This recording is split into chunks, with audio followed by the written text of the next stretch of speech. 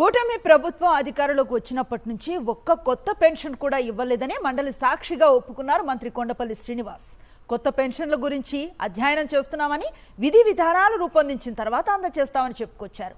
4,70,000 మంది పెన్షన్దారులు చనిపోతే spouse pension కింద 2,70,000 మందికి అందజేస్తున్నామని తెలిపారు. మొత్తంగా రాష్ట్రంలో పెన్షన్లు 65 లక్షల నుంచి 63,20,000కు తగ్గిపోయాయని ఒప్పుకున్నారు. పెన్షన్లపై ప్రతిపక్ష నేత బొత్సతో పాటు వైఎస్ఆర్సీపీ ఎమ్మెల్సీలు అడిగిన ప్రశ్నలకు సమాధానం చెప్పారు మంత్రి కొండపల్లి శ్రీనివాస్.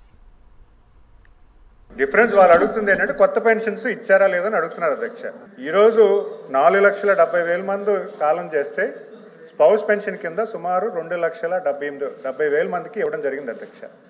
అంటే 65 లక్షల నుంచి ఇప్పుడు 63,20,000 పెన్షన్స్ ఇస్తున్నాం అధ్యక్ష.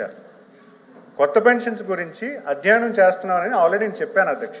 సరైనటువంటి విధి విధానాలు తీసుకురావాలనేది ఒక కార్యాచరణ జరుగుతుంది. భవిష్యత్తులో ఖచ్చితంగా పెన్షన్స్ ఇవ్వడం కొత్తది జరుగుతుందనే విషయాన్ని నేను చెప్పాను.